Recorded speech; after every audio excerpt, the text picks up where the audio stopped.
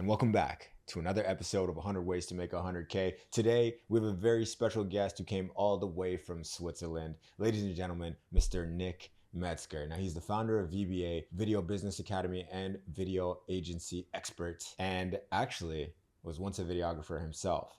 Started this big video company in Switzerland, ended up selling it, and then taught a lot of videographers all over the world how to grow their business. Ladies and gentlemen, Nick Metzger. What an intro. Thanks for having me, bro. No, thanks so much for being here, dude. You came to Toronto. How can we not have you on the show, right? Yeah, I was surprised that you asked me. I was like, oh. Dude, I'm honored. I'm down. I wanted to do it when we were in Dubai, but it's like, yeah, I'm not bringing cameras into Dubai, man. Fair enough. Fair enough. Everyone always tells me these horror stories about going to Dubai and something crazy happening. So I'm like, you know what? I'm enough. You know, I'll just go with my phone and we'll call it a day. And since you don't like Dubai that much, it's probably better to do it here. So, dude, it is not my place, man. So what? You like Dubai though? I love it. You think that's one of your favorite places in the world? Yeah, but I feel like that's the only reason is because it's just nice weather during the winter. Yeah. And it's still a nice city in terms of like the architecture and so many modern things, like a lot of successful people. Yeah. So the mentality is really, really great. Yeah. But there are other really nice places too that are not as shiny and fake as Dubai. So I agree on that part that it's not the best place, but yeah. So I know I gave you a pretty cool intro, but I would love for you to introduce yourself to the audience. Give them kind of like a little bit about you, let them know who you are before we actually dive into your story. Is that cool? How deep do you want me to go with that? Oh, we're getting deep today? We can. Let's go deeper than you've ever gone on the internet. Ooh. Yeah. Okay. Well, yeah, we want to see the dark side of Nick today. The dark side? Well, maybe not the dark side, but just a different side. All right. So my name is Nick Metzger. I've started my own video business when I was 19 years old and had no idea how to run it, had no idea how to do marketing and sales, and bought a ton of courses and coachings to learn how to do it. And then was able to successfully grow it from 2K a month and really struggling to then over 100K a month, which I'm sure we're going to go into. And yeah, now I help videographers do the exact same thing because it's fun. Beautiful. So why did you even, before you even started video, you know, I know you like running around, I know you like flipping off stuff. Yeah. You know, how did you get into this in the first place?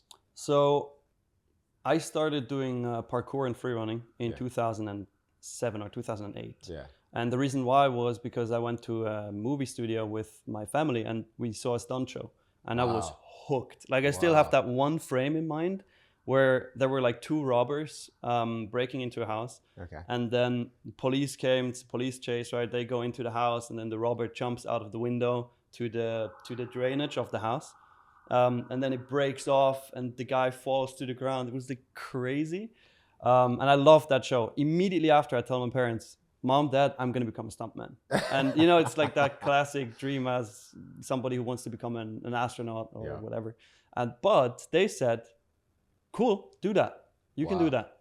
But take it seriously. Okay. And I was like, okay, well, how do I become a stuntman, basically? And I went on the internet and searched for it. And what I came across was parkour and free running videos. Parkour. And I was like, huh, that looks actually sick. I could probably do that. And then my best friend and me, we looked at these videos and started going outside and just replicating what we saw, kind of. Had no idea what we were doing, obviously. Yeah. On our first day that we tried it, we shot our first video. So that was filmed on like a Sony, no, not a Sony, what's it called? Sony Ericsson. Like one of these really old phones. Yeah. Really old phones. Quality was like 240p, but dude, that was high. That was HD at the time. Yeah, we still got that video actually. Yeah, okay. You gotta send it, man. We'll see I'll if send it to you. We could pop it right now. I'll send it to you. And basically fell in love with it from day one. Yeah. I had the worst sore body the day after. Like it was crazy. I've never felt anything like that because in parkour and free running you use very different muscles than you would in normal movement. Definitely. Got hooked immediately. Looked if there is like any sort of trainers or coaches in that sense for this. Okay. So found some guys that were doing it in Switzerland and then started training with them. And in the parkour and free running space, it's so usual that you film yourself and you upload the videos to YouTube. You know, you share your skills basically and how you progress. And that's how I fell in love with making videos. Wow. For, I think that was my 13th or 14th birthday, I asked my dad and my mom if I can get a camera. Yeah. And they granted my wish like 2 months before my birthday even, because I was like, I really need to shoot this parkour video. Would it be possible to get my birthday gift like now? Yeah. And they were extremely supportive always throughout my journey. So man, that's amazing. So that's when I got my first camera. That's really cool. So growing up, I'm guessing it was just you, your mom, your dad, or do you have siblings? Like, what was that? Yeah, I like? have a brother and a sister as well. Yeah. And what was it like growing up in Switzerland? I mean, it's probably normal for you, given that it's like everybody grows up in Switzerland, except everybody that doesn't grow up in Switzerland. Yeah, I mean, you wanted to go deeper than I've ever gone before, so I'm going to share a little bit of that. Sounds good. I grew up in the north of Switzerland. Okay. Initially, I was born in the UK, okay, but I lived there for like 3 months, so nothing to remember. Then I grew up in the north of Switzerland, and my dad was pretty much building his career as a surgeon, right? So he was always gone. He, when I woke up in the morning, he was already gone. When I went to bed, he wasn't back home. Understood. So I didn't get to see him a lot throughout the week. On weekends, he was home, but not a lot of time spent with my dad. But I always admired him. Like I was always really. I saw the work that he put into his career. Yeah. And I admired him for it. I didn't really know what was going on at the time because I was still a kid, right? But I didn't see it as something bad. I would say. Besides that, my mom took care of us pretty much, right? I had way more time spent with my mom, and I was the worst child ever. Like I could see it. I was the worst at home. Yeah. But the most nice kid you could ever find once I was out of the home. So pretty much like every teacher I ever had loved me. Okay. Every single one of them.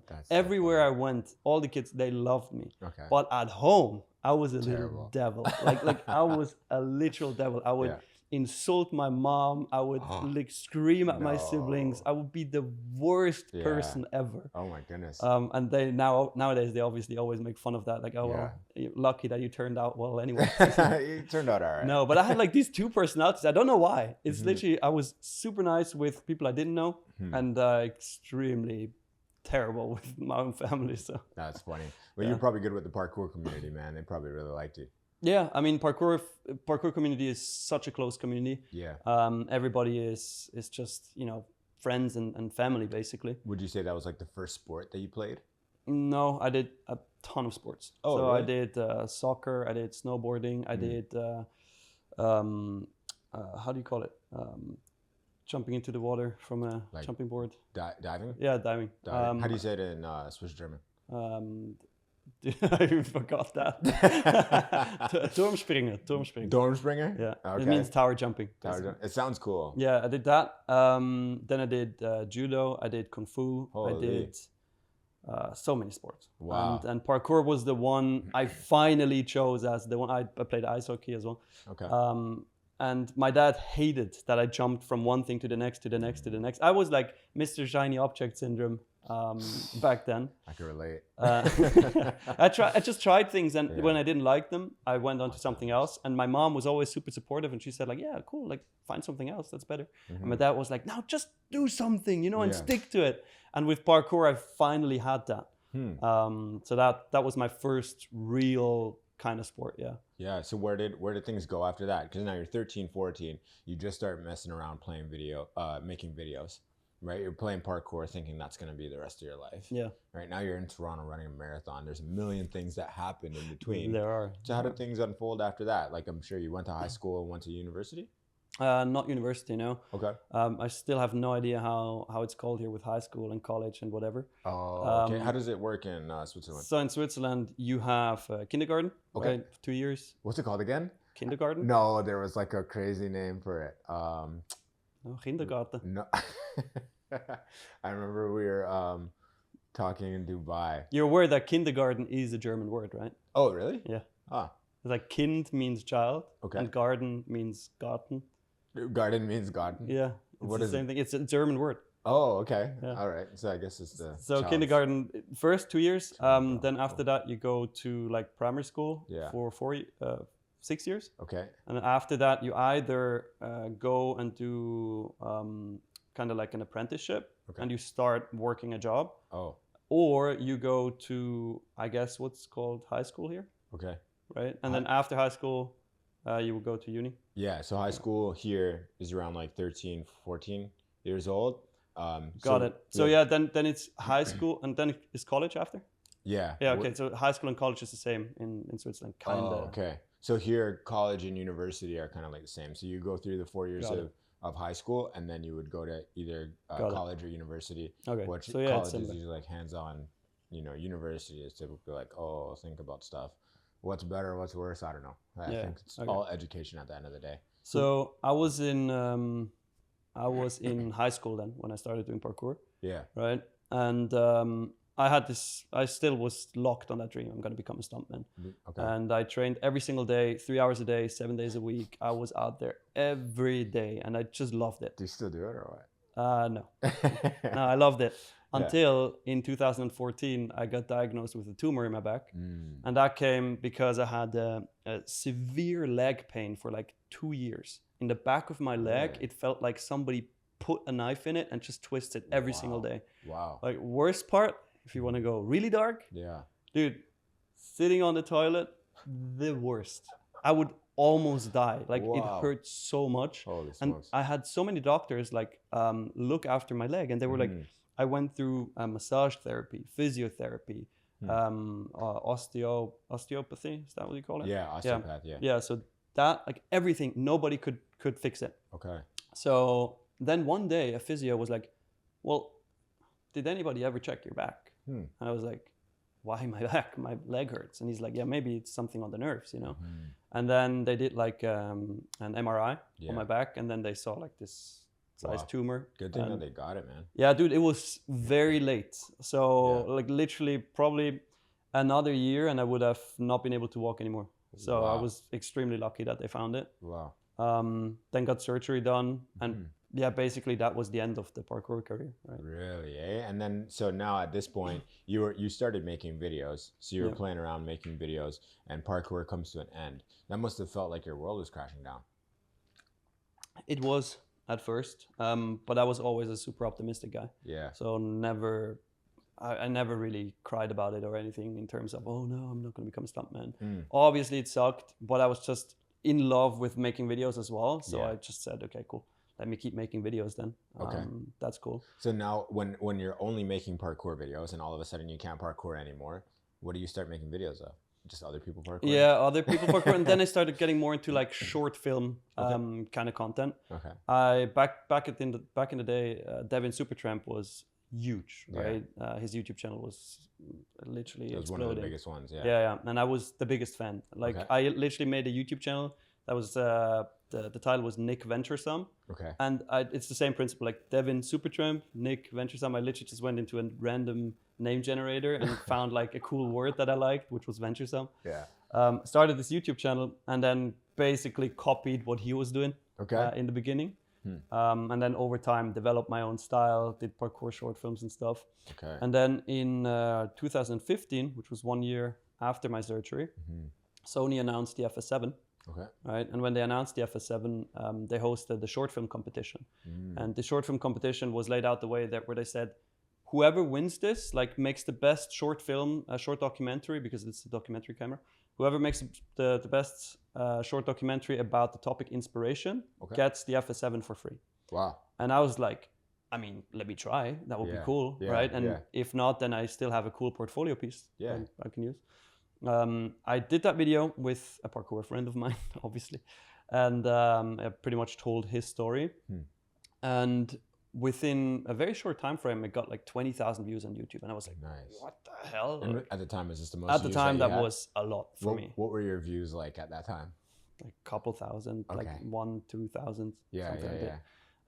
So I got this video with a lot of views, and I was incredibly like, whoa. I was like, wow, what's going on, right? Yeah. Anyways, they hosted a live webinar to announce the winners, and I think there were like 1,500 or 2,000 participants. Wow.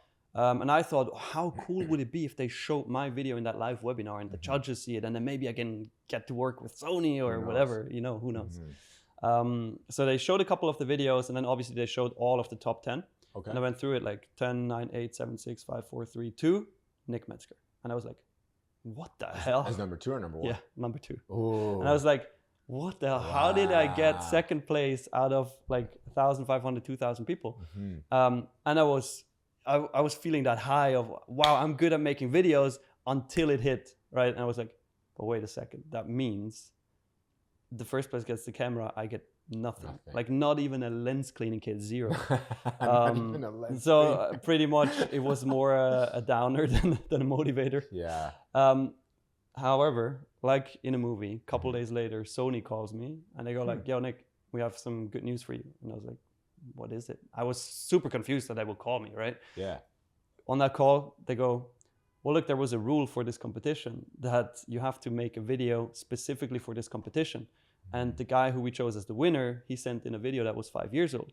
So that means he got disqualified and you actually won. The winner, chicken dinner. Exactly. And I was like, okay, so what does that mean? Well, we're going to ship the camera today.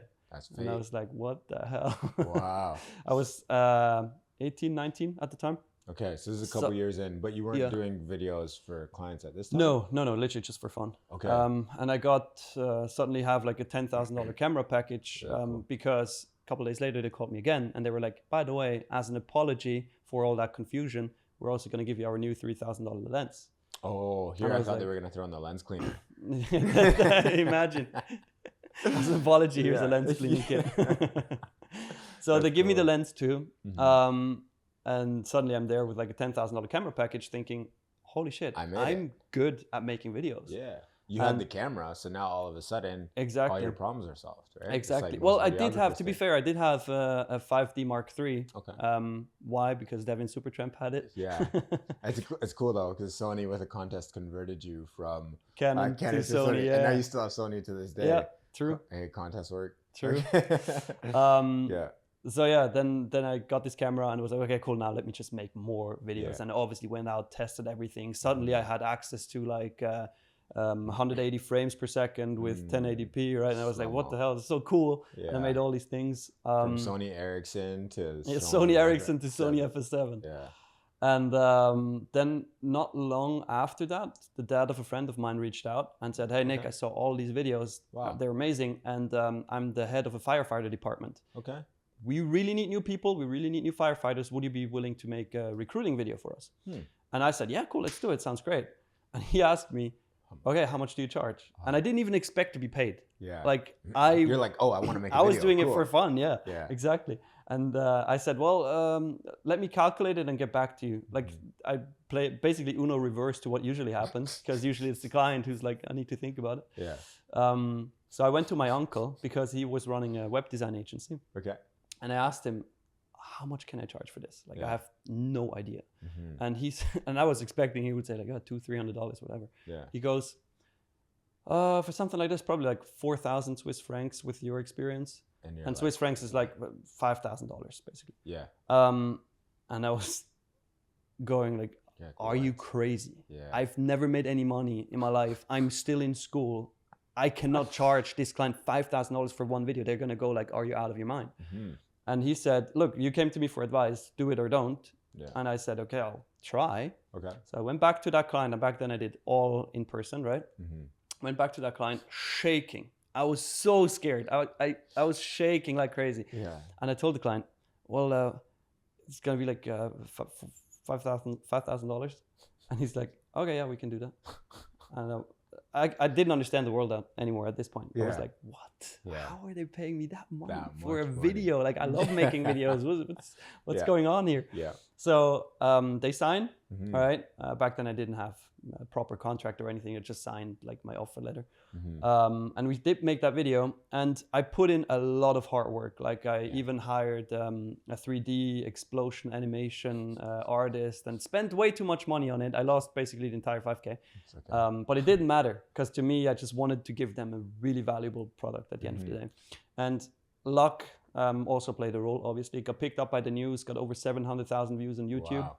And they got over 25 new applicants for the firefighter positions. 700,000 views, 25 applicants. Yeah. Yeah, dude, it's like a tiny city in Switzerland with like population of 3,000 people. Oh, wow. Yeah. So that's massive. Yeah, that was massive. And I thought to myself, that was basically the moment where I realized, holy shit, I can do what I love, get paid for it, and solve somebody else's problem. This is sick. Let Wow. me start my own video production company. Hey, just interrupting this podcast real quick. My name is Nick Metzger from the Video Business Academy. We help videographers grow their business by learning sales and marketing and actually understanding what the hell is going on in order to land clients. So if you're running a video business right now, or you're a video freelancer and you want to make more money, you want to scale to 10K a month or more, then just click the link below and we'll show you exactly how you do that. But now you're still in high school. So like what's kind of happening in your life at the time? Like, are you like right about to graduate? Are you like, screw it, I'm dropping out, I'm done? Yeah, good question. So I was in school. I was in a special school. Okay. It's called a talent school. Is that for the kids with parkour? And yeah. Listen, I got into that. Yeah. Because it's a talent school for 4 talents. You can either join with doing sports, Okay. with doing art, with doing music, or with being extremely good at languages. Okay. And I was the first person in Switzerland to ever join a sports talent school with parkour and free running. Okay. And because I had the tumor and I couldn't train anymore, they could have technically kicked me out of that program. Yeah. But because I made videos, I asked them if I can transition from sports to arts. Got it. Right. So suddenly I was still in that school, and in that school, the special thing is, instead of the usual 4 years that it usually takes, it takes 5 years. Okay. But 4 afternoons you're off, and you can do whatever you want in terms of like pursuing your talents. Cool. So I had 4 afternoons a week where I was able to work on videos. On videos. Exactly. What type of things were you doing videos for at that time? Was it client work, or was it whatever just fun. inspires you? Just fun. And then also that Firefighter video, an example. Yeah. That was done then. Wow. Yeah, so then after that, I thought, hey, let me start my own video production company, because I just got the Sony FS7. I just got this $5,000 client. I'm the shit. I'm the best. Guy. Everybody's going to come to me. It's going to be easy. I'm the king of the world. Yeah, of course. Dude, Of what course, the heck? right? You got the sickest camera. The clients are just going to start flooding, Exactly. right? Exactly. All right. So I start a company, and I went right in, like immediately went to my parents and asked them if they would give me the starting capital for an LLC. Okay. So to start an LLC in Switzerland, it takes $20,000, 20,000 Swiss francs. It takes 20,000. 20,000, but you can What? use that money. So it's in the company then, Okay. but you're able to use it as a business, right? Okay. It's basically to ensure that not too many businesses fail right from the get-go. Got it. So I partnered up with a friend of mine who was in kind of similar stage, already doing a little bit of client work. Yeah, making video. He was making videos. Exactly. As well. And he asked his parents if they would chip in 10K. Okay. And I asked mine if they would chip in 10K. And in return, they would both get 10% of the company. Okay. And they did. Again, like, my parents were always extremely supportive. Nice. That's the reason why I am where I am today. Yeah. Shout out mom and dad, man. Shout out mom and dad. Yeah, if you're hearing this from Toronto, Nick gives you a huge shout out. Yeah. He's told me all about you. You know, it's great meeting you guys. Anyway. All right. So yeah, so we started this company, and I thought it's gonna explode, but nothing happened. Well, of course it's gonna explode, dude. You did a video with explosions, number one. Exactly. You know, and I had the sickest camera. You had the sickest camera, dude. You're off to the races. Yeah, man. You know? So what happened? What happens after that, right? Because you have this camera and you've done a couple of videos in the past, and you're like, I'm starting my company, and then you sit down and you look at your computer and you're like, now what? So first of all, I make a website. Okay.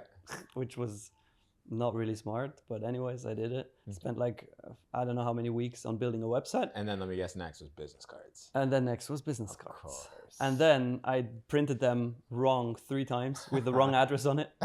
First the wrong name, then the wrong address, then the wrong picture, and then we made it work. Okay. But yeah, we did a website. Yeah. We did business cards. Yeah. Both of which, by the way, if you're listening to this, don't do it. And then I was just thinking clients would come to me. Yeah. Right? But and they did. Nothing happened. Nothing happened. Nothing happened. So I now- got like 1 or 2 referrals from, first of all, from my dad, because he's a surgeon, right? And then I got some work from the hospital Okay, cool. that I could do, which was cool. Yeah. And I got a referral from that. Okay. But I made like 2-3K a month. Okay. And that was it. Yeah. And after a couple of months, I was like, it can't be that. That can't be the can't be end, basically. Yeah. I thought, hey, my company must grow bigger. Mm-hmm. But what do I need to do in order to get there? Yeah. And I quickly was, the dad of my business partner pointed out, well, you need to learn marketing and sales. And I started to research, right, and started finding various courses and trainings. And back then, there was no such thing as a video business coach. That didn't exist, right? It was just John Pemberley It was teaching just webinars on yeah, YouTube. exactly. It was just a lot of online marketing, like social media marketing agency courses and whatever. But I thought, hey, it's kind of similar because it's still a service-based business, and it teaches you marketing and sales. So let me just take that. So I spent kind of like the little money that I had on courses. Wow. But that was when things started to take off. Like I adapted the strategies to my video business, and I really went all in on it. I put in the work, and that's usually what doesn't happen when somebody watches the course, right? Yeah, they just buy it and then whatever. Yeah. But I went through every video, took notes, wrote everything down, did all the action steps, and then started seeing really good results, going from 2K a month to very, very quickly 10K a month, like 2 months later or so. Yeah. And then over the years scaled it to 40K, then 80K, then 100 and beyond. Yeah. Wow. So let's go back to that first course, or the first course that you think was like an inflection point. Yeah. You know, which course was it, and like why do you think it was so impactful at the time? So you know, what were one of the tactics that you think really changed things for you? It was the name of it back then was... Was it in English or was it in... It was in English. Okay. It was in English. I found it through an ad. Okay. It was made by Jeremy Haynes. Shout out Jeremy Haynes. Okay. Shout out Jeremy. He's still my one-on-one mentor since then, actually. And this course was teaching you how to build a social media marketing agency, basically. Okay. And he taught a lot about mindset and sales, and not just the actual build-up process of a company. So that was a game changer for me because he instilled a completely new thought process in me. Really? Because back then I didn't care about money or anything. But when I watched his course, I realized why money is so important and how many problems can actually be solved with money. Yeah. So he instilled his entire money mindset into my brain, basically. And that was one of the biggest game changers, besides obviously the skills of marketing and sales. Yeah, so what are a couple of those money mindsets? Do you remember some of the changes? Do you remember some of the things? Because you see so many people and you hear so many people speak, you read so many of the comments that happen on your social media. And sometimes when I speak to people, I can hear exactly certain things that are going on in their mind at the time, and it's like, oh, if you could change that, you'd be off to the races. Yeah. Right. So I'm sure you notice a lot of things, especially with people coming through the program. You know, I would love to hear some of the things that you've observed and what some of the changes might be. Yeah. So to start where I had my change, please. Imagine you buy a course, right? Your biggest goal is get to 10K a month. Okay. That was my biggest goal back then. Yeah. In terms of, because I knew then I would be able to pay myself 5K a month, which is the average salary in Switzerland. And that would be sick. Like I made it. With my own company, I can pay myself at the average salary. This is epic. I made it. Congrats, dude. You're average. Great. Exactly. But I thought that would be it. Like that would be the moment. Yeah. Okay. So that's why 10K, because business partner 5K, I get 5K. Yeah. Cool. Meanwhile, you guys are shooting and editing everything. That's and doing exactly. Don't worry about that. So that's your goal. You go into a course, and there's a guy that says, "Okay, here's what you got to do to scale to 100K a month." And you're like, "Wait, what? 100K a month?" And then the next video, he screams at you for like 10K a month is baby money. Like, why are you thinking so small? And I'm like, what? Yeah. Literally, like I felt it through the screen. I was like, what the hell is going on? And was this live or was this like a recording? No, it's recordings. Oh my goodness. And isn't it crazy, like getting offended at something that somebody said in a recording? Like you feel personally attacked based on a recording, and it's like, wow, you know, maybe I should do a little bit of deep work, like a little bit of introspection. Yeah, but back then it also inspired me because I saw his lifestyle. And I was like, dude, this guy is making proper money, right? Like how? Yeah. And that was the moment when I started to realize there's more in it. Which is really interesting because you started not caring about lifestyle or anything of that stuff. You just cared about art. You're like, I just want to make videos. I cared about buying better gear and buying better cameras. But getting a red. Exactly. Which I did. Yeah. But then now all of a sudden things start changing. You know, why? Because you saw this guy have it and all of a sudden it started inspiring you a little more? Or? Yeah, after, I think, a year or so of being in the course, I went to one of his mastermind events in. That was your first mastermind. Exactly, in Okay. Miami. Okay. First time to the States? No. Okay. But it was the first time at like an event like this, and there were like I think 8 people or so. Okay. So intimate. It's called his Inner Circle Mastermind. Yeah. And I went to his penthouse in Miami, which back then I remember coming in, and it was like this crazy apartment, right, with super high ceilings and super like large windows, and I was like, this is stunning, this is amazing. That was the first time I got to experience that kind of lifestyle, you know, myself. And then I was very shy and almost intimidated kind of by it. I don't picture you as that. Okay. But I asked him like, how much do you pay for this? And he said, yeah, this one is like 6.5K a month, but next month I move into another one which is 12K a month. And I was like, what? How? Like, this is crazy. But I started to experience how life could be, right? Because back then I was still living with my mom and dad, and I was doing a couple grand a month. Yeah, and you're like, I'm the man. I'm making $5,000. Yeah, exactly. And I live at home exactly. With my dad, I'm sick. And he pays more than that a month for his rent, and I was like, what the hell? Okay. Yeah. And is moving up even more. Yeah, exactly. Right? Okay. Nowadays he lives in a penthouse that's 25K a month. Yeah.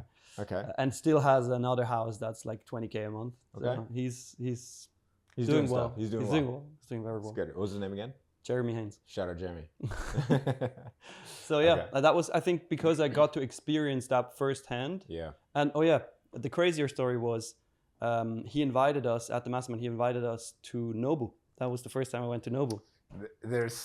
I'm seeing so many answers right now of things that I was curious about. This is hilarious. And I was scared of going there because because I looked it up beforehand and I saw the prices and I was like, I can't afford that. Like, what am I gonna do there? Because I didn't expect him to pay or anything, right? Obviously. It's like I kind of thought, okay, let me just get the cheapest stuff. Maybe I can make it work. Basically, Dude, I've been there. So we went to Nobu, right? Yeah. And he starts ordering shit. He's like, yeah, okay, so we're gonna take this, we're gonna take this, we're gonna take this, we're gonna take this, we're gonna take this, take this. And I was like, oh fuck, no. Yeah. Because I thought at the end, obviously, we're gonna split the bill across everybody. Dude, we finished eating. Food was amazing. First of all, we finished eating. And dude's just like, yeah, can I get a bill? Boom, pays it like 2.5K. Yeah. And I was like, what? Dude just spent 2.5 grand on a dinner, for people he met for the first time. That's crazy. And that was like, it was so inspiring to me. Yeah. And also knowing that my dad always invited everybody, like whenever we went for dinner with other families, whenever we did something with other kids, like he always paid for everybody. And these two things inspired me so much because of how it made me feel. Right? It made me feel so good and grateful and you know, just inspired at the end of the day, that I was like, I want to be at this level. And I think that was the main switch that flipped in my head. Wow. And it's crazy that you go to learn sales and marketing and all of a sudden you get this like transformative experience that changes the trajectory of your life forever. Wow. And so after this, what happens? Like, is this the first course this is the first course that you've ever taken? Yeah. You join the mastermind, you end up going. Now, do you start taking other courses after this? Do you start diving into more education? Actually, it was the second one. The one that I took before that was Christo's, well, I don't know what it was called. That's okay. Whatever. Yeah. But that was the first online course that he did. But that was more about running a creative agency. Yeah. Which I also learned a ton from, but it didn't inspire me in terms of like lifestyle changes or anything. So, dude, there was this one time I remember this so vividly. It was the first course I ever took, and I didn't even buy it. So, I used to hang out with one of my friends after school every day, right? I used to live with my grandparents in university. And I had this one friend, his name's Femi, and we were just hanging out watching YouTube videos, and this ad pops up, and it says, "Here, look at my Lamborghini." Oh, you're in my garage. Exactly. Ty Lopez. And he's like, "Hold on, real quick. What do you think of this?" And I'm like, "Okay." And we sit down, and it's this ad that's going on for forever, right? Yeah. And he's like, "So what do you think?" And I'm like, "I don't know, man. It's just a guy on YouTube, like." What do you mean? Click, let's go to the video. He's like, no, I need you to watch this. And I'm like, bro, why? Like, why does this matter? Like, let's just go to the video. And he's like, okay, well, I bought the program. And I'm like, you what? And he's like, I bought a program. I'm like, you bought a video program of this guy on the internet? For what? What could he teach you? You're a guy just like him. What could this guy teach you on the internet that you don't already know, right? And I'm dissing him, bro. Like I was. It was a good monologue that I had said. And then he goes, you know what, bro? Here's the password. And I'm like, you know what? I'm not gonna knock it till I try it. I log in the next day, dude. The program changed my life. And I'm like, what the hell is this? This is insane. So next thing you know, I started buying a bunch of different programs, started diving into all sorts of information. My life has changed ever since. And you know, like arguably, there's still so much more to grow. Still so much more to go. There's still so much more to consume. There's still so much more to try, and still so much more to master. And it's been transformative. And there's so many people that come in and they're like, where did you learn all this stuff? Like I'll just be having conversations with some people and they're like, dude, where did you learn that? And I'm like, some random guy on the internet. And they're like, what? You know, and fun fact on this, that was Ty Lopez's program, right? Yeah. Jeremy actually teaches one of the modules in Ty Lopez's program. That is crazy. Yeah. Okay. So this whole internet world is intertwined as we start to see. So I guess it was, and Venturesome, that ended up being the name of your video production agency, right? Yeah. So that was the first 100K in a year. So it was the first 100K in a month. Yeah. Did you end up getting it to 100K in a day? No, but in a week, but not Venturesome. Oh, not Venturesome. Okay. So how did things unfold? Was that the exit? Yeah. So Venturesome, basically, once it started to become more successful, right? Yeah. And I started landing bigger clients, like 20K clients, 30K clients, and then the biggest one was a 75K client. Congrats. Thank you. Once I started doing that, people recognized, right? And friends of mine who were doing videos as well asked me, like, how the heck are you buying a red? Like, how are you affording all that? Like, how are you getting these clients? And I started to teach them, basically. I just gave away advice for free because I wanted them to succeed, obviously. And suddenly they started making more money. And I was like, cool. Interesting. Cool. Nice. This is kind of like a business model. This is basically what Jeremy did with me. And suddenly I realized that this could be another business. And I liked it and I enjoyed helping people. So that's why I started my other company, which was Money Tree Consulting. And I told myself, well, let me just run a coaching program on the side, basically. Very quickly, I realized it's extremely hard to do two things at the same time. If you want to do it right, like just focus on one. So what happened was I got more and more coaching clients. I enjoyed it, and I realized, okay, I have to focus on one thing. But which one am I going to pick, right? Because I saw the potential of coaching, but I already was at a pretty good stage with the video business. But then one crazy thing happens, and the biggest video production company in Switzerland reaches out to me and asks me, or basically tells me, like, in short, we're going to expand to your city and you're in our way, we're going to buy you. And I was like, this is perfect. I had to make a decision. They made the decision for me, basically. Okay, here you go. And I often get asked, like, did you regret like getting rid of your video company? And no, it didn't feel like that at all, because the brand still is out there, right? They still run it under that brand. Really cool. The website, everything still exists. That's sick. So it's still out there, it's just not ran by me. And I started focusing on the coaching company. And that's where we then had the first 100K week to get it back to that. Congrats. So you coach videographers now in this in this consulting company or coaching program.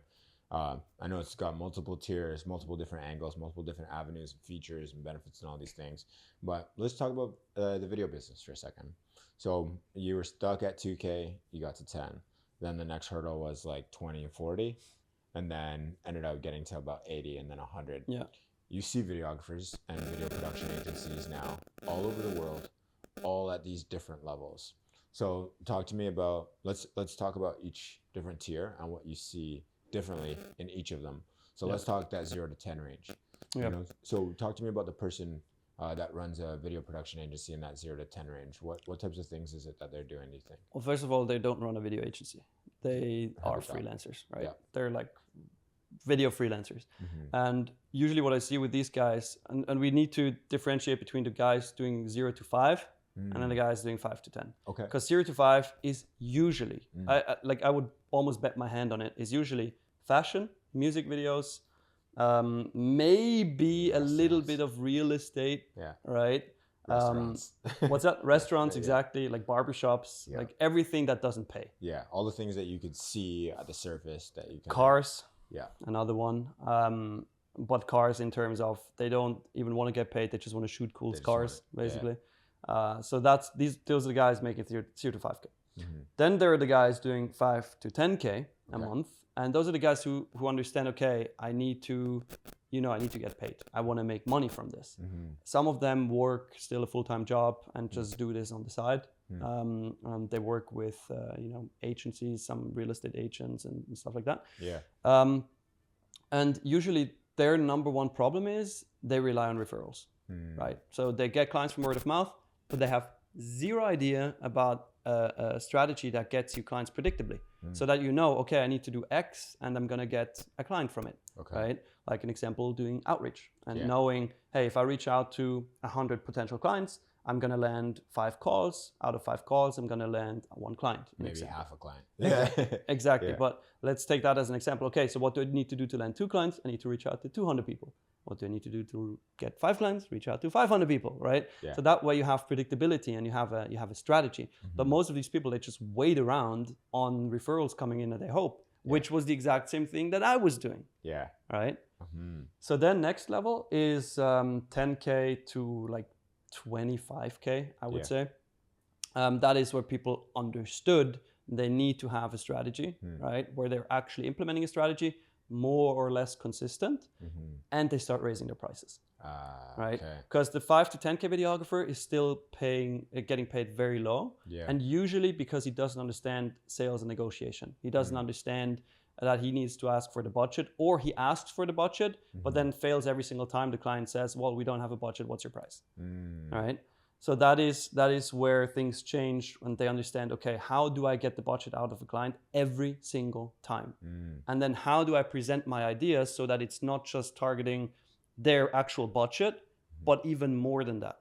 And once you understand that, that's when you scale to, like I said, 25K. Yeah. And then from there, I would say 25K plus, that is when video agency comes into play. Okay. And you start hiring team, you start hiring editors in the beginning, right? Then you start hiring actual sales team, like appointment setters, closers, you start hiring marketing people, you start hiring everything that you need. Project managers, editors, etc. Exactly. So when this company ended up acquiring you guys, or acquiring Venturesome, what were the features that you had in place that made it a successful exit and that made it successful for them when they continued to run it? Yeah, so because they wouldn't have bought it if it was just you, right? Of course. First of all, the brand, right? So we were well known you're sick, eh? in the area. You think you're sick? Yeah, of course. My guy. Because I mean, who doesn't want a brand that was generated by a random name generator? Yeah, right? Of course, bro. Venturesome. Best name. So the brand, right? The clients that we had. Okay. So we had clients all over Switzerland. Okay. So they acquired the clients list, and then also the main guy that we had on the video team, who was basically an all-rounder, project manager, videographer, and editor at the same time. Yeah, he was probably like the 5 to 10K guy at first, brought him in type of thing. No, he was the hobby videographer, and I brought him in. Okay. From a completely other job that he worked. Yeah. And he was a good friend of mine as well. Sure. So yeah, basically they acquired team, brand, and client list. Got it. Yeah. And what was the team structure at the time when you sold it? Do you remember? Yeah, project manager. Okay. Then project manager, editor. Then sales guy, which was Diego, who I didn't sell. Shout out Diego. Yeah, Diego wasn't part of the deal. No, Diego and wasn't did you part have of the to deal. be like, no, Diego's not part of the deal? Yeah. I told him like what's gonna go and what's gonna stay. Yeah. Shout out Diego. So sales, project manager, editor. Yeah, that was pretty much it. Cool. A small team. Yeah. Who do you think a videographer should hire first? Editor. Clearly, okay. like you always get a hire for where you spend the most amount of time, because every single hour that you can get back in time should go into sales and doing more outreach and landing more clients. Yeah, which is unfortunately what most people don't do. But you hire an editor, right? That pretty much gives you back like half of your week usually as a videographer. And now if you spend half of that week getting sales, well, what's going to happen logically? You're going to increase your revenue.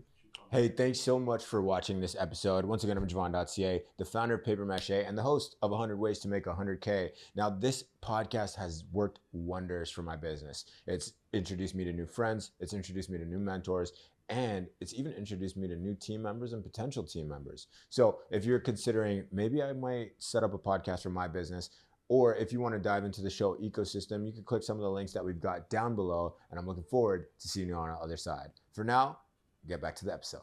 100%. Yeah, it just makes sense. Wow. So that's really exciting, man. Thank you for sharing. We got the venturesome story, man, from start to exit. Yes, sir. And what age were you at the time when you exited this? It's like 26, 27 or so? 26, yeah. Yeah, wow. So first exit 26. Looks like Nick's got a pretty bright future, man. Yeah, where does Batman come into play in all this? You mean because of the tattoo?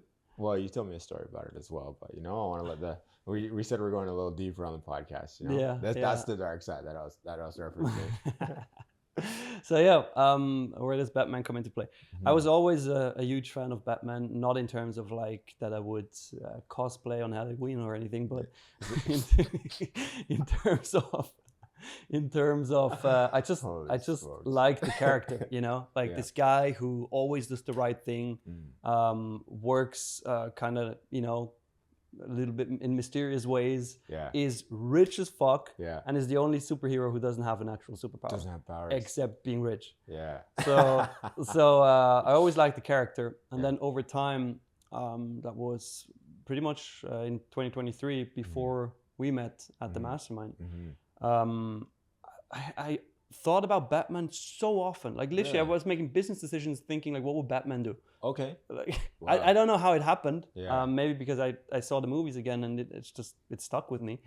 I'm gonna watch it right now. And I started and then I started thinking of, well, it's such a good kind of like symbol for me, because I want to be like Bruce Wayne. I want to be like Batman, right?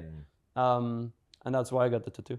I was I'll use it as a visual reminder to just always think that way. Fair enough. So you start this coaching company. You have to make the tough decision to choose, do I stick with video? Do I choose coaching? These guys made it a little easy for you. And now Definitely. what you were doing with most of your time, I'm guessing, is all of a sudden gone. So now you have this newfound time that you could focus on, I guess, the coaching company solely. Yeah. And how do things change from there? How long has that been now, by the way? That you started VBA? Since we started coaching 2021. Okay. So 3 years. Yeah. Wow. And congrats on the success so far. I mean, thank you. Appreciate you've been all over the world. You've got people all over the world who you've inspired and changed their lives as a result of some of the things that you've done in the past, myself included. So thank you. Appreciate it. Yeah, no, dude, it's powerful stuff, right? Like you didn't get to 100K a month by accident. Like you didn't get acquired by accident. And it's funny because I remember I think I was just getting back into video. So I ended up taking a little bit of time. Ended up, like I was telling you, did a bunch of real estate stuff and then came back into video. And at that time I joined my first mastermind, and it was for real estate. And I was thinking oh yeah, I don't really know as much about real estate as I do video. So I'll just join this mastermind and I'm going to learn about it. And then I ended up going, that changed my life completely.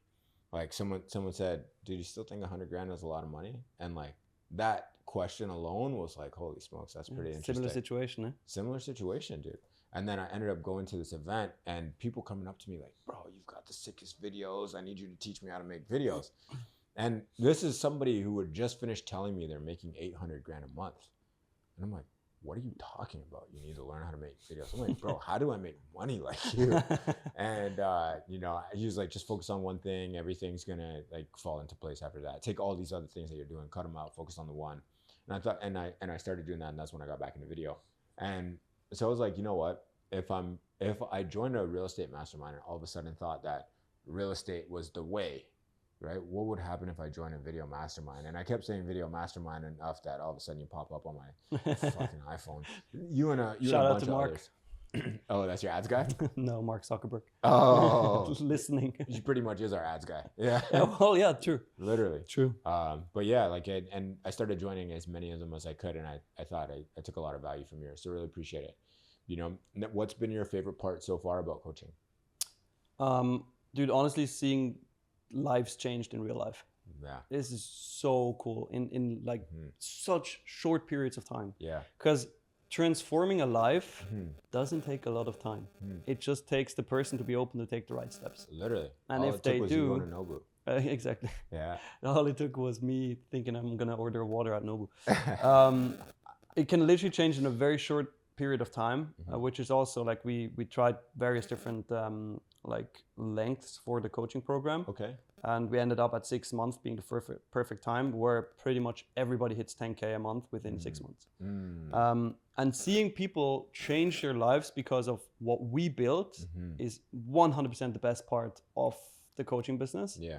And obviously getting me closer to Bruce Wayne status. Yeah. And we'll leave that for another episode when we do it in the bat layer. But for now, while we're in Toronto, we'll stay on the surface. But now, what are some of those stories that just continue to stick with you? I would love to hear the good and the bad. Yeah, sure. Yeah. One of my favorite ones on the good side is Dave McGowan. Shout out to Dave. Shout out Dave. Shout out to Wow Dave. Productions. Because when he saw me the first time online, when he saw my content, he was doing zero with his video business. Oh wow. Zero. Really? So he started consuming my free content and implementing that. We should FaceTime after this. We can. Let's FaceTime him right now. Let's see if he's Let gonna me say tell the story first. Okay, all right. So he went from zero to 2.5K a month with my free content. Okay. Literally just implementing what I share for free. Nice. Then he used that money to buy VBA. Smart. Right? Bought VBA and scaled to like 25K a month within I think 4 or 5 months. Nice. So literally 0 to 25K a month within a couple months, right? Doing that nowadays, he's doing like 40K a month. Shout out Dave. And on his way to scaling to 100K a month, and his life has completely changed. Like he turned from this shy little kid to now like an actual business owner, like somebody who's confident, somebody who knows how to run things, and I'm incredibly proud of that story. So I think that's my favorite. Yeah.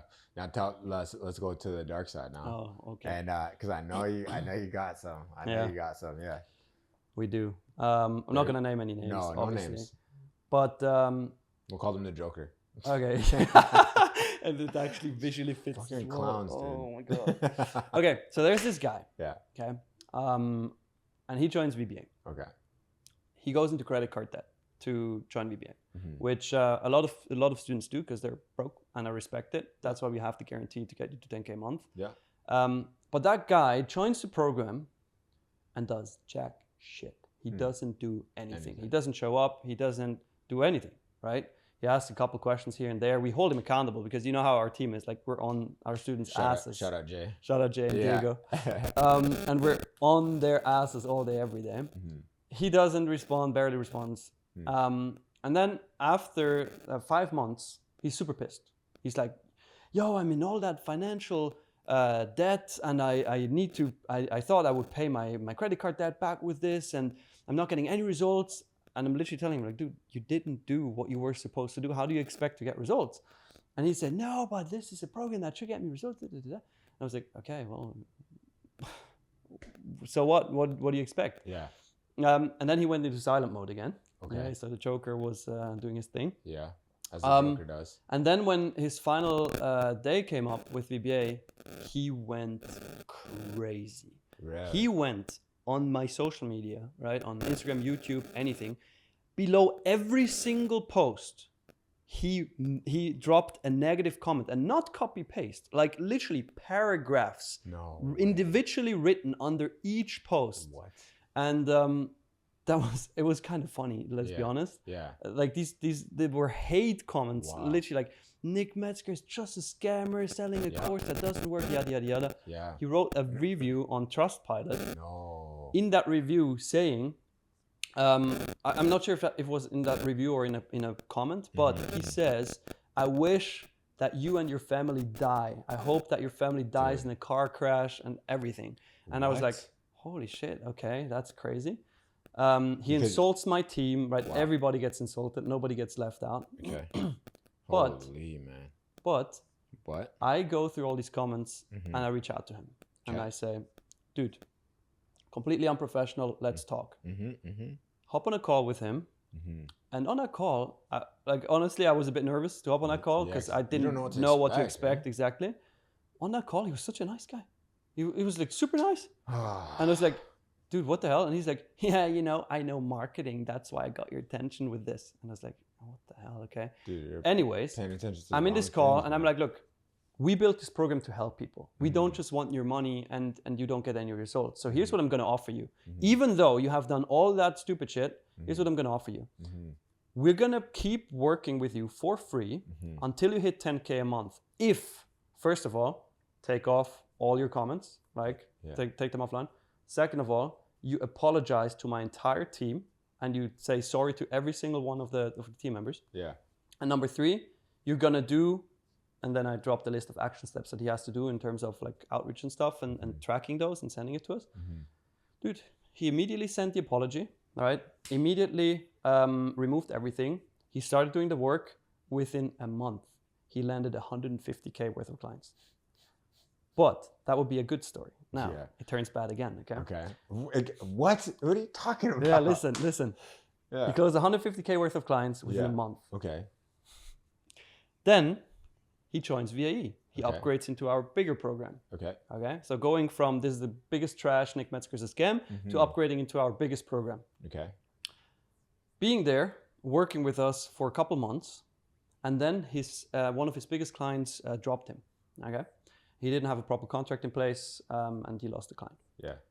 Immediately, his financial crisis brain kicks in again, and he basically does the same thing again, not online with the comments and stuff, but to us in a chat. He's like, yeah, this is the fucking scam, and I don't know why somebody would buy this, and this is the worst ever. And I'm like, literally looking like you, like, what the hell is going on? Yeah. So I reach out to the guy, like, what is your problem? And he says, dude, I ran out of money. I don't have money anymore. And I was like, okay, so what's your plan now? So exactly.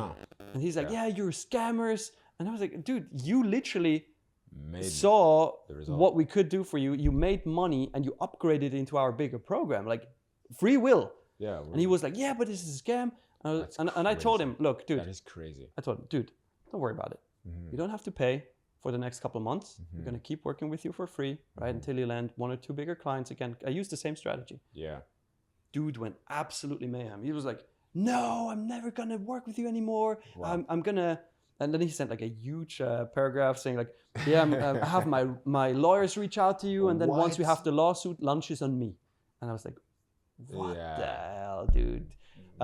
Kicked him out of the program. That was the only time we kicked somebody out of the program. Oh, wow. Obviously. It's people like that make you put rules on stuff, man. Yeah. Yeah, dude. But that was the worst story ever. Wow. So we have the good and the bad.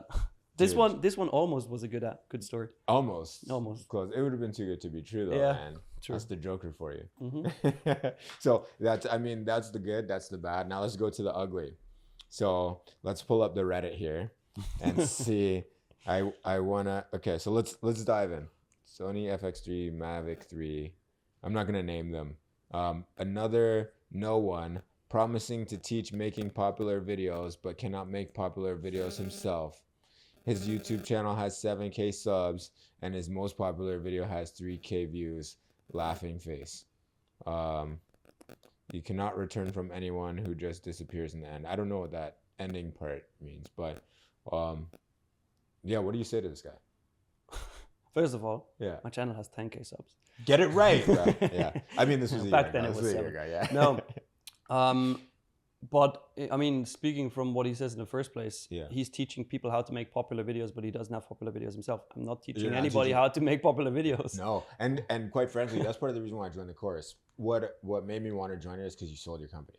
Yeah, I'm teaching business. I'm not teaching making videos. Yeah, that's a skill that you need to bring to the table. You need to know how to make videos, and we teach you how to make money with it. Okay, so that's your response. Yeah. Well. Yeah. Okay. Having made commercials for other money-making schemes, I think I'll pass. I don't know what that was. You know the term con man? That's based on confidence scams where you build trust in a victim before ripping them off. A classic trust-building technique of such schemes is some token early payout, sometimes equal or greater than the victim's initial investment. Also, money tree sounds like a creative pyramid scheme. All right, two things to that. First of all, Yeah. Money Tree is the name of the company because my parents always said money doesn't grow on trees, and I said, watch me. Mm-hmm. Second of all, a scheme, a scam, anything that is a pyramid scheme in this case, I think that person should look up the definition, because what we do is exactly protect people from that by giving them an offer that comes with a guarantee, which is insanely crazy. Think about it. Yeah. Let's say you invest money into real estate, into crypto, into stocks, into anything. Do you get a guaranteed return? Nope. No, you don't, right? We, on the other hand, we give you a guarantee that you're going to get to 10K a month within 6 months, which is crazy. Yeah. Now, here comes the thing. Everybody's like, yeah, everybody can take guarantee. Dude, we have it legally binding in our contract that we have to get you to 10K a month within 6 months. And if not, we work with you for free until we do. Until you do, right? So where's the scam? I don't get it. I mean, look, man, I think I don't think you could ever have a negative ROI on information. You know, like if yes, you can if you don't use it. Fair enough. So also, if he did in fact build a video business, then why is he wasting his time putting out YouTube videos every day that only get 300 streams? Does that sound like someone you want to take business advice from? Watch a video from someone who's actually kicking ass and doesn't charge you for some advice. What's your take? I do understand where he's coming from, because I can see the perspective of, okay, if he's running a video business, why is he doing that? What these people don't understand is that I sold my video business, right? And they don't have the context on that. So I do agree that it does, from that perspective, it looks weird, right? And then obviously, because at that point we weren't running the coaching business for that long, therefore obviously the videos don't have that many views in the beginning, which is usual. If you now go through my Instagram, like you see so many reels with like 1 million views, multiple 100,000 views, and it's different. But I do understand where he's coming from, so nothing to battle that. Fair enough. So what do you think it'll take to make 100 grand in a day? Good question. So as I said, my best is 100K in a week, right? And that's not regular. That's not regular, unfortunately, not yet. It's okay. 100K months are regular now, which is good. Congrats. Thank you. But to make it in a day, I think an offer that is very high ticket, sold to an audience that is very financially qualified. Because if you think about it, coaching videographers is one of the worst markets you could get into. Reason being, everybody's broke, because the top 10% of the industry makes 10K a month. That's the top 10%, meaning 90% of our market is broke. And the money that they do have, they spend on cameras and other gear and drones and lenses, whatever. Because it's cool and I do understand it, right? They should just enter. But we're selling to people that don't have money. Yeah. So if we were to do the exact same thing to people that do have money, I think that would be the 100K day. Interesting. What's been your favorite part so far about coaching? Dude, honestly, seeing lives changed in real life. Yeah. This is so cool in like such short periods of time. Yeah. Because transforming a life doesn't take a lot of time. It just takes the person to be open to take the right steps. Literally. And all if it they took was do, you going to Nobu. Exactly. Yeah. All it took was me thinking I'm gonna order water at Nobu. It can literally change in a very short period of time, which is also like we tried various different like lengths for the coaching program. Okay. And we ended up at 6 months being the perfect time, where pretty much everybody hits 10K a month within 6 months. And seeing people change their lives because of what we built is 100% the best part of the coaching business. Yeah. And obviously getting me closer to Bruce Wayne status. Yeah. And we'll leave that for another episode when we do it in the bat layer. Or you have somebody else run it for you. Okay. Right. Okay. Then it makes sense. It's like then Fair. I can go on and do the next thing. Is there, if I desire to.